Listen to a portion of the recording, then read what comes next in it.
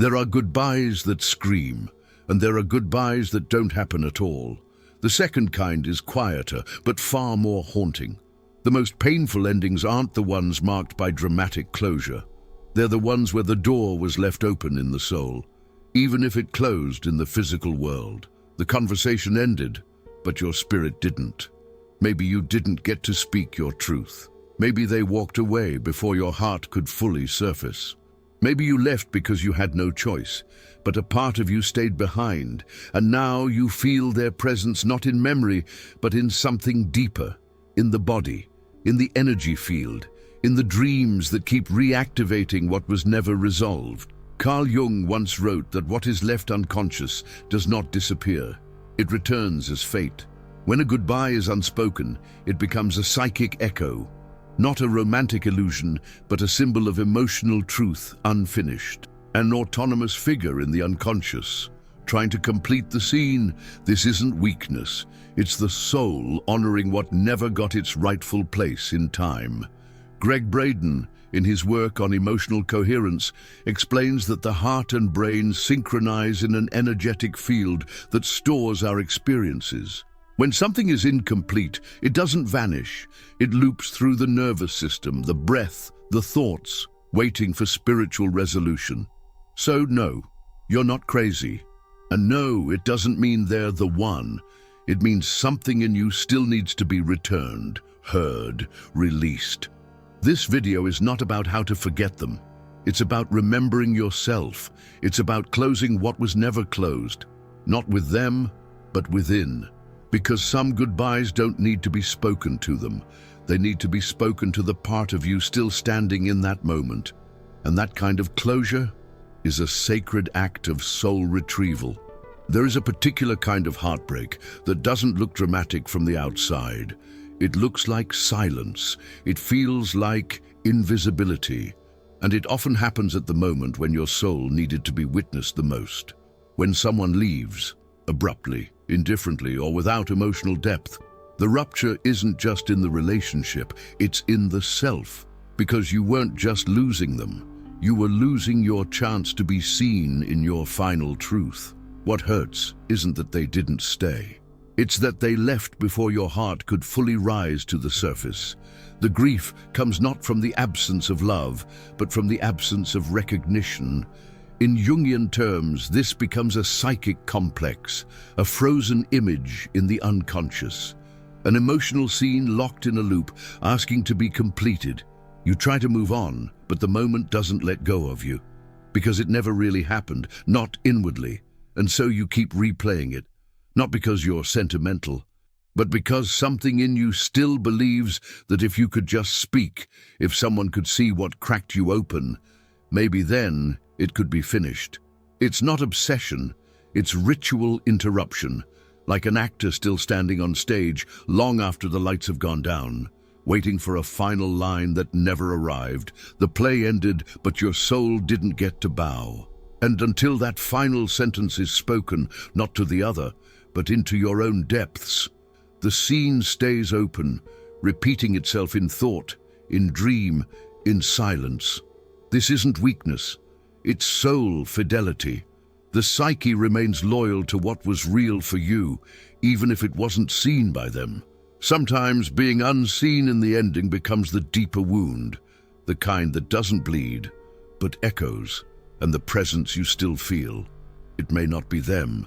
It may be the version of you that stood there waiting to be known, still watching the door they walked out of, hoping someone might look back. There is a soft violence in the way we are taught to grieve, a cultural rush toward closure, as if grief were a task to complete, not a sacred rhythm of the soul asking to be honored. The phrase "let go" often floats through conversations like a mantra, but when it comes too soon, it can sound more like abandonment than healing. A command to move on when your spirit is still mid-breath, still holding the weight of what was never spoken. In truth, letting go is not a step. It is an arrival. And if you force yourself to leap before the soul has caught up, you don't let go. You leave yourself behind. Grief is not something to overcome. It is a landscape to be walked through. And when we skip over it, we don't release the past. We bury it alive in the body. Greg Braden's work in emotional coherence reveals that what the heart experiences is not metaphor. It is memory, stored in the electrical rhythm of our biology. When you are told to let go before your grief has ripened, you don't free yourself, you fracture yourself. The ache that follows isn't longing for the other, it's your soul, still trying to finish its last sentence. You were mid-sentence when the call ended, mid-feeling when the door closed, mid-becoming when the silence fell. And so the energy loops, not because you're dwelling in the past, but because your nervous system is still holding the signal of an unfinished goodbye. This is why certain memories return without warning, not to haunt, but to remind, not of them, but of the part of you still waiting to be carried home. There's a sacred difference between forgetting and releasing. One cuts the thread without ceremony. The other blesses it, names it, and places it gently back into the soil of your life. When letting go is misunderstood as emotional erasure, we don't find peace. We lose the chance to meet ourselves at the depth where love once lived. And if you feel stuck, looping, unable to move, it may not be because you're failing to heal. It may be because your soul refuses to leave behind something that still needs to be heard. There are encounters that feel like destiny, not because of who the other was, but because of who you became in their presence. Sometimes the person we miss the most is not the person at all.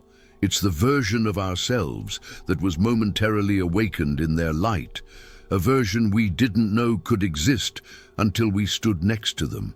Jung spoke of projection not only as illusion, but as potential, a way the unconscious shows us what we have not yet become. We fall in love with the reflection of our own unlived life, not with a stranger, but with a forgotten flame. So when they left, it wasn't just a relationship that ended, it was a window that closed, and now the grief lingers, not for the lost connection, but for the self that almost emerged, the self you felt rising in their presence before the curtain fell. There is a subtle shift that takes place in healing, the realization that the ache is not for them, but for the life that flickered behind your ribs and never fully came to form. Greg Braden reminds us that emotion is not held only in thought, but in cellular memory, meaning the identity that bloomed in their company may still be echoing through you, asking not for return, but for completion. Perhaps they were never the end. Perhaps they were only the mirror showing you a face you had never dared to claim. And now the work is not to go back, but to go forward, carrying what was born in that brief, illuminated space. It was never just about them. It was about the key they unknowingly carried, a key that fit a door within you, one you're still learning how to open alone. There is a mysterious imprint left behind, not just in memory, but woven into the very fabric of the body. When a goodbye fractures without ceremony, the brain does not simply file it away. It encodes the emotional intensity into the nervous system, like a secret song that hums beneath the surface, long after the singer has left. Carl Jung understood how emotions carry archetypal weight, but Greg Braden's discoveries invite us deeper. Our heart and brain communicate through electrical rhythms that create energetic fields. These fields carry the residue of what has not been released, fragments of others that remain active in our subtle body. This subtle echo is often mistaken for the other's presence. The quiet voice in your mind you believe belongs to them is often the nervous system replaying its last unfinished conversation. It is not an illusion of connection, but a physiological imprint of incomplete exchange. Imagine trying to rest while a distant radio hums a forgotten melody. Your body is that room, and the song is a memory that never found its ending. The release of this echo requires a language beyond words. It is the breath that reclaims the space between heartbeats, the gentle ritual of returning to the body and telling it, the story is done. In that silent surrender, the energetic knot begins to loosen, The ghost in your system learns to dissolve, and what was once a lingering presence can soften into stillness, a quiet peace that is not absence, but a new kind of presence, your own reclaimed space. Many goodbyes live in the hope that the other will speak them first. We wait for a voice that never comes, for words that dissolve the silence. But sometimes the farewell that holds the deepest healing is not meant to be spoken by anyone else. It is the one that rises from within. The archetype of the healer who closes the wound from the inside quietly asks, could the goodbye you seek be a blessing you offer yourself? In the absence of external closure, the soul carries its own ceremony, a ritual of witnessing, naming, and releasing what never found a voice. Imagine writing a letter to the part of you still waiting in that paused moment. Words that were never said to you, sentences that would have held your trembling heart, phrases that could finally hold the fractured scene in tender light. Reading these words aloud, even if only in the quiet chambers of your own presence, becomes a sacred act. Not for the other to hear, but for the soul to receive. The fire that burns this letter is not destruction, it is transformation.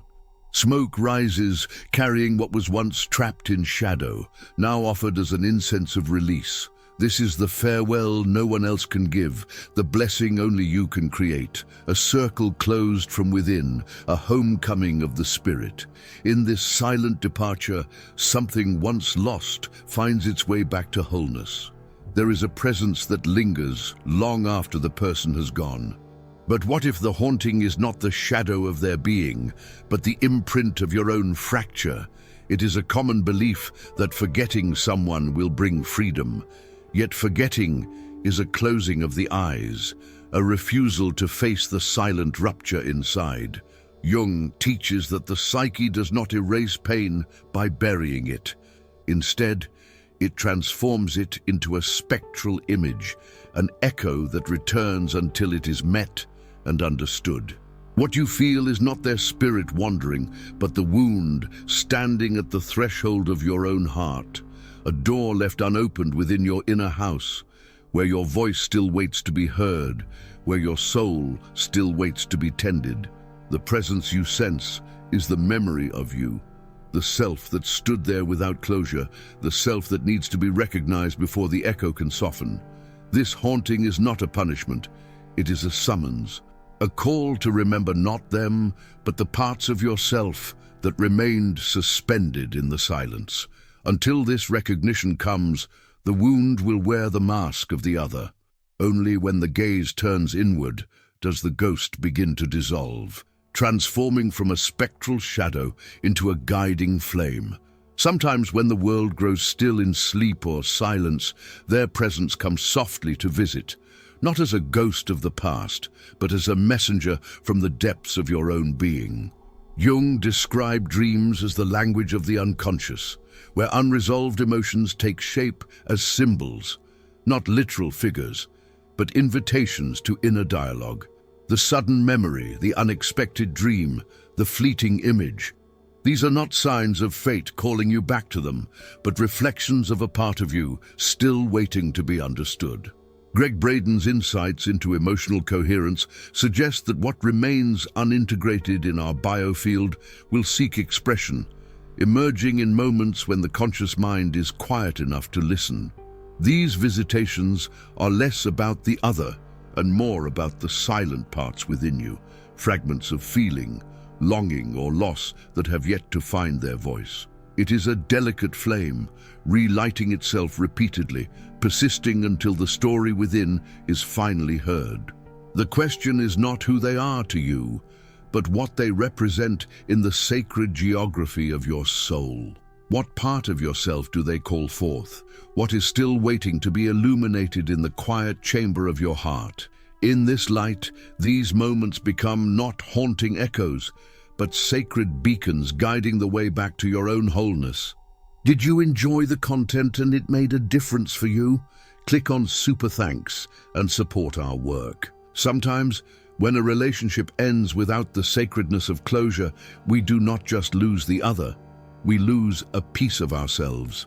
Jung wrote of the soul's tendency to fragment under emotional rupture, leaving parts scattered across the landscapes of connection and loss. The feeling of losing yourself in them is more than metaphor. It is a subtle truth that a fragment of your spirit stayed behind, held captive in the last moments you shared. Greg Braden's work on energy coherence invites us to see this as an invitation, a call to retrieve the shards of soul left wandering in the spaces between you. This retrieval is quiet, intimate, and deeply personal. It begins with naming the part that remains lost, speaking the other's name not as a summons, but as a recognition of what stayed there. And then, with gentle intention, calling back the energy that lingers in their absence, like reeling in a string once tied to a bird flying free. This act is not about clinging to the past. It is about reclaiming your wholeness, gathering every piece of you that got scattered in the wake of goodbye. In calling yourself home, you honor the journey from fragmentation toward integration, a return not to what was lost, but to the self that waits to be found again. Some goodbyes are never spoken aloud. They live in silence, in the spaces between heartbeats, in the shadows where the soul still waits for its voice. The presence you feel is not a chain to the past, but a signal, a sacred call from the depths of your being. It is not about bringing someone back. It is about coming back to yourself. Carl Jung taught that healing begins when what was unconscious moves into the light. Greg Braden showed how emotions leave their imprint on the very fabric of our being. So when the echo remains, perhaps it is not resistance, but an invitation to speak what was never said, to witness what was never seen, to close the circle with love, with voice, with ritual. Only then can the echo become silence, and the silence become peace.